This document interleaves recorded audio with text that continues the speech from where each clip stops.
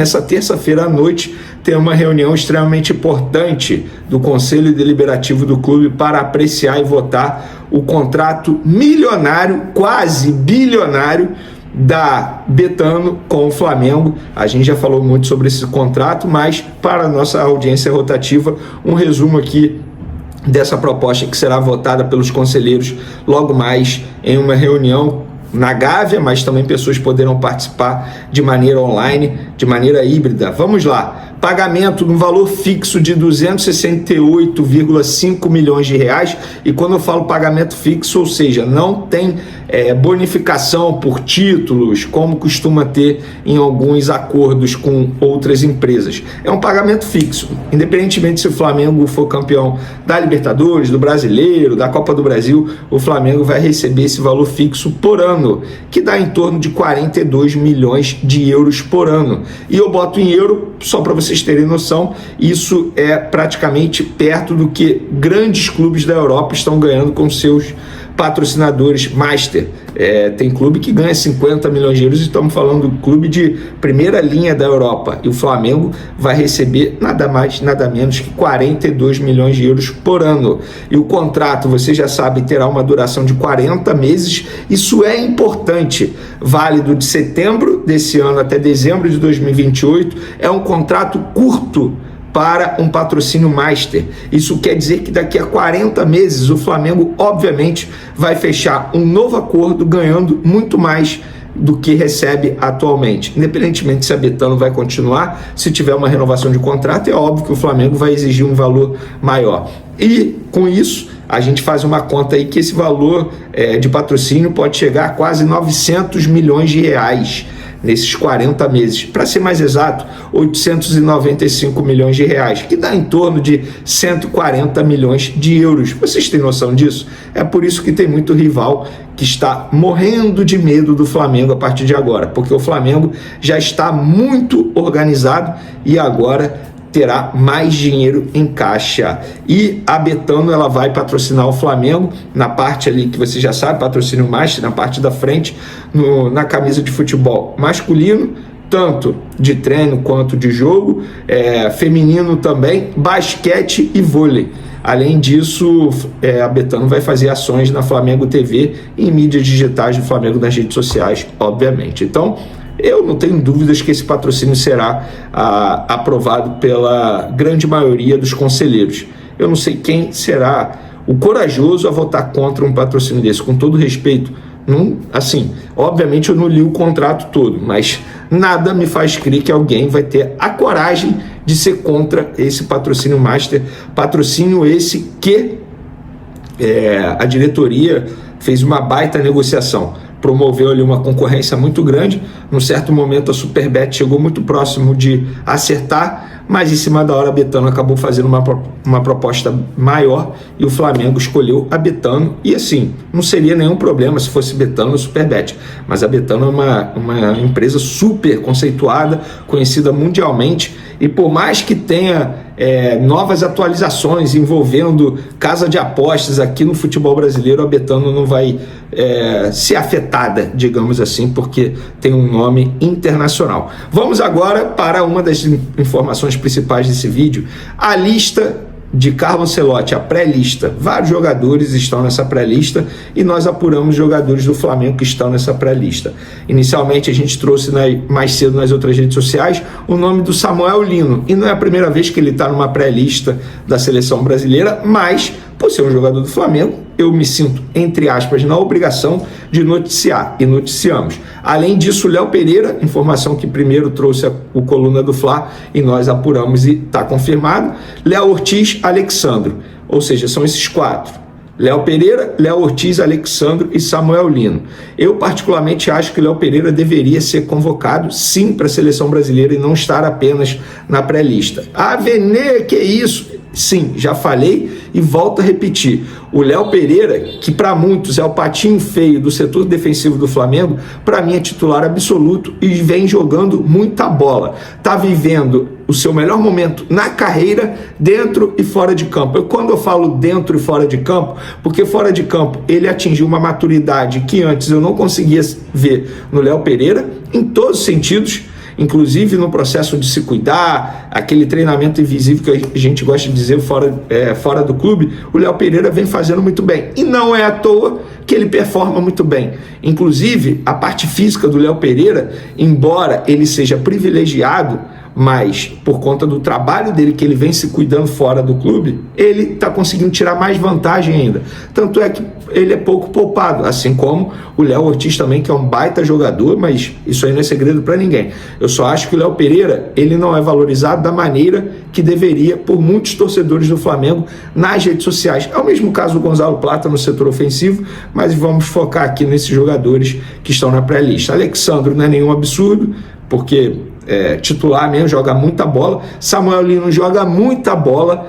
Muitos vão falar, só porque está no Flamengo agora vai ser chamado. Não, na época do Atlético de Madrid, o Carlo Ancelotti já assistia de perto o Samuel Lino. Óbvio, enfrentava ele várias vezes no futebol espanhol. Além desses 4 da seleção brasileira, os 4 da seleção uruguaia, como a gente falou no vídeo anterior, também estão na pré-lista da seleção uruguaia. Varela, Vinha, Arrascaeta e De La Cruz. O De La Cruz me chama a atenção porque é um jogador que ficou inativo um mês, mas é um jogador de seleção mesmo, é sempre chamado. E provavelmente o Gonzalo Plata também estará na pré-lista da seleção dele. Ainda não saiu, o Flamengo ainda não recebeu a pré-lista da seleção equatoriana. Então, por conta disso, não tem como a gente cravar, mas a boa fase do Gonzalo Plata faz com que a gente tenha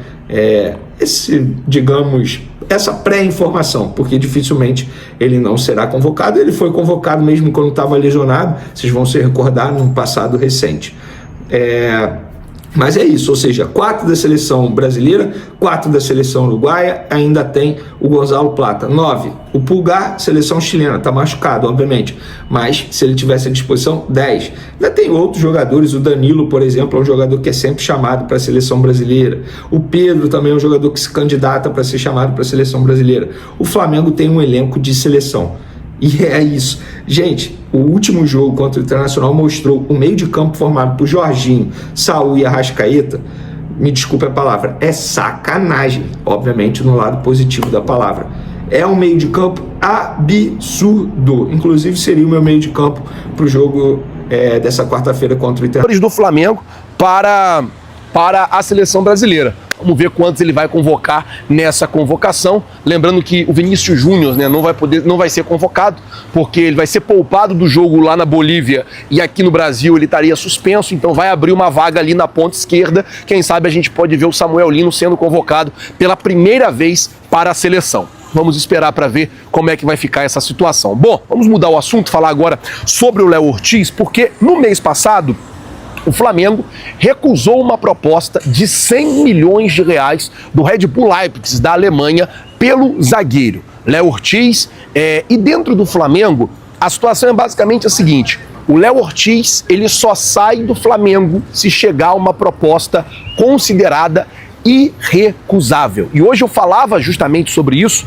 para explicar para o torcedor rubro-negro o quão fora da curva era o Léo Ortiz. Você vê que o Léo Ortiz, ele é um jogador tão fora da curva, ele é um jogador tão acima da média, que ele está com 29 anos e mesmo assim ele segue interessando as equipes europeias. Mesmo assim, os times europeus seguem interessados na contratação do Léo Ortiz. Agora, o Napoli da Itália vai enviar ao Brasil olheiros para observar o Léo Ortiz, e aí esse olheiro provavelmente vai passar esse relatório para a equipe do Napoli, e aí o técnico do Napoli na verdade a diretoria do Napoli, né, vai decidir se vai ou não contratar o jogador, já que o técnico do Napoli, deixa eu ver o nome dele aqui, Antônio Conte, ele já aprovou a negociação. O que falta agora é esse olheiro vir, observar o Léo Ortiz de perto e ver se vale ou não a pena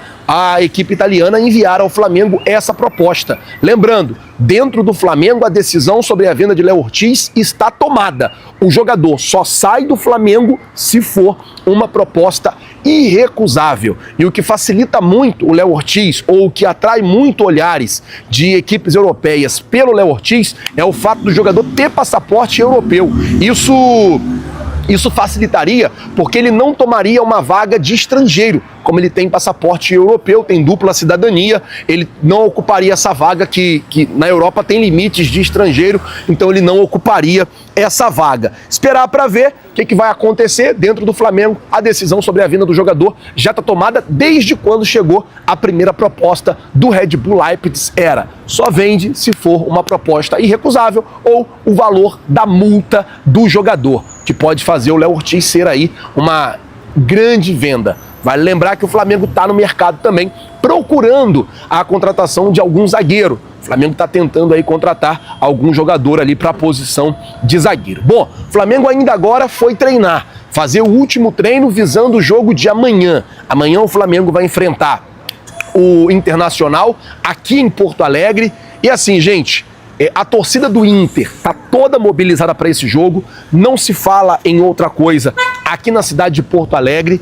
É o tempo todo, né, as pessoas falando justamente sobre essa partida, e o técnico Felipe Luiz amanhã vai ter que fazer esse time sair daqui classificado. O Flamengo tem a vantagem, como venceu o primeiro jogo por 1-0, joga essa partida por empate. Se o Flamengo empatar, está classificado. Se perder por 1 gol de diferença, vai para os pênaltis. Se perder por 2 ou mais gols de diferença, está eliminado da Libertadores. E se ganhar por qualquer resultado, também está classificado para as quartas de final. Os possíveis adversários do Flamengo numa quarta de final é o Estudiantes de La Plata ou o Cerro Porteño do Paraguai. E o Flamengo já entra em campo amanhã sabendo qual será o adversário, porque o jogo desses possíveis adversários acontece amanhã, 7 da noite, na casa do Estudiantes de La Plata, na Argentina. E nós, é claro, também estaremos ligados nesse jogo e vamos mantendo vocês informados de tudo aí, desse possível adversário do Flamengo. O técnico Felipe Luiz amanhã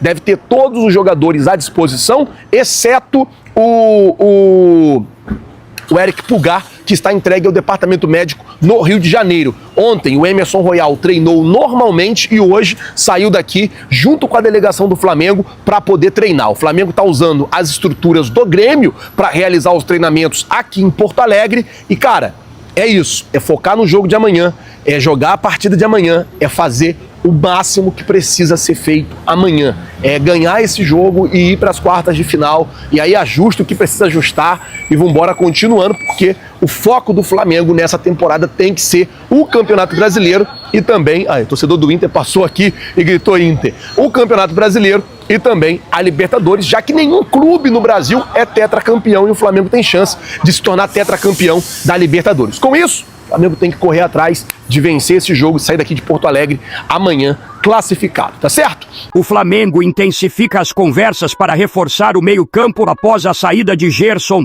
e Andrés Pereira surge como prioridade. Atualmente no Fulham da Inglaterra, o meia vê com interesse a chance de voltar ao clube carioca, onde já teve boa passagem e acredita que isso pode fortalecer sua candidatura à seleção brasileira. Fontes próximas ao jogador confirmam que ele valoriza a identificação com o Flamengo e não demonstrou interesse em propostas de rivais, como o Palmeiras. O vínculo com a torcida e a história no clube pesaram na decisão de rejeitar o rival paulista. O técnico Felipe Luiz, que atuou com Andrés em sua primeira temporada no rubro-negro, é favorável à contratação e considera o meia essencial para recompor o setor criativo. A diretoria, comandada por José Botto, já iniciou tratativas com o staff do jogador, que estão em estágio inicial, mas com expectativas otimistas.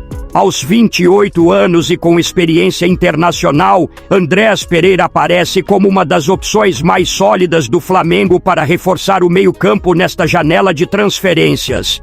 Agora eu quero saber a opinião de vocês. Antony será uma boa contratação? Sim ou não? Deixe sua opinião no comentário. Não esqueça de curtir o vídeo e inscreva-se no canal para não perder nada do Flamengo. Até a próxima e saudações rubro-negras.